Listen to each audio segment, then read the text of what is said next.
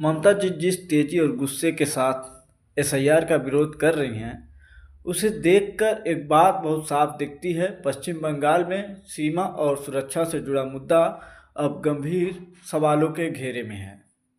हाल ही में कुछ वीडियो सामने आए हैं जहां कुछ लोग यह दावा करते दिखे कि उन्हें पहचान से जुड़ी सुविधाएं दिलवाई गई हैं और चुनावी गतिविधियों में इस्तेमाल किया गया है।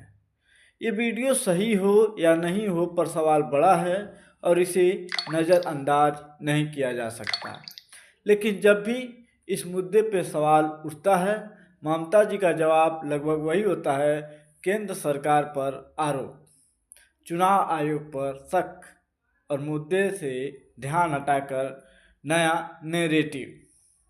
सबसे बड़ा सवाल वही है, क्या बंगाल की सीमाएं सुरक्षित हैं?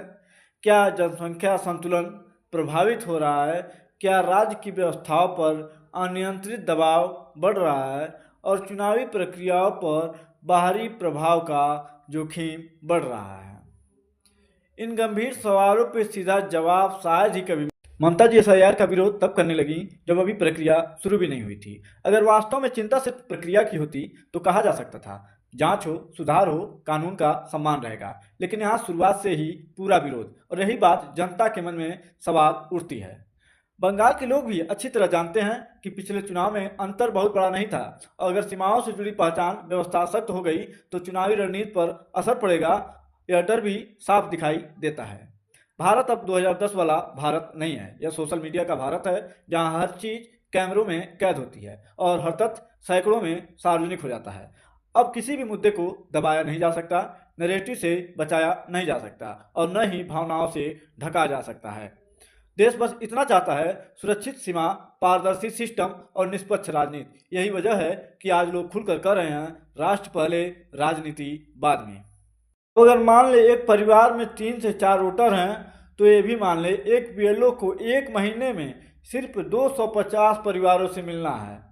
अब 250 को अगर 30 दिन से भाग दे तो कुल 250 भागा 30 बराबर 8 से 9 परिवार प्रतिदिन होते हैं।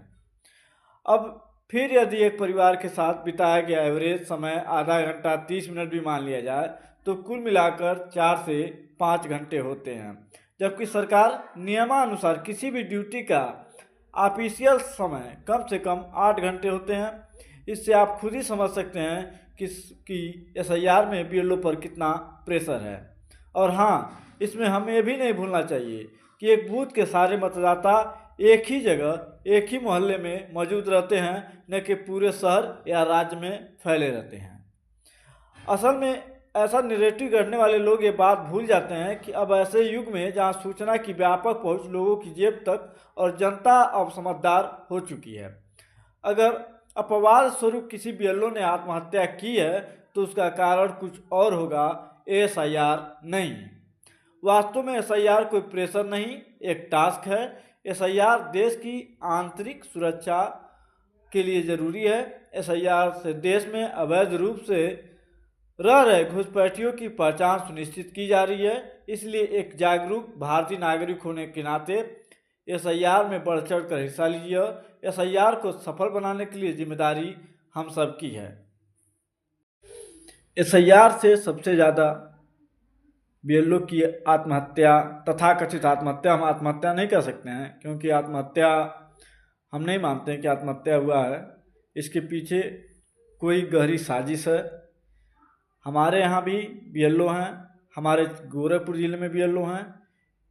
सोच लीजिए कि 3 गांव या 2 गांव पे एक बीएलओ है, तो अब सोच लीजिए कि गोरखपुर में कितने बीएलओ होंगे। लेकिन सारे लोगों से हमने संपर्क किया, किसी भी बीएलओ को ऐसी कोई परेशानी, ऐसा कोई काल, ऐसा कुछ भी नहीं आ रहा जिससे उनको आत्महत्या करने की ज़रूरत पड़ जाए। सबसे ज़्यादा बीएलओ की मौत बंगाल में हुई है, इसलिए इसकी जांच ज़रूरी है। और जो चुनाव आयोग कर रही है एसआईआर, ये देश के लिए बहुत ज़रूरी है। ये रुकना नहीं चाहिए और हम लोग को एसआईआर में बहुत बढ़ चढ़ कर भाग लेना चाहिए।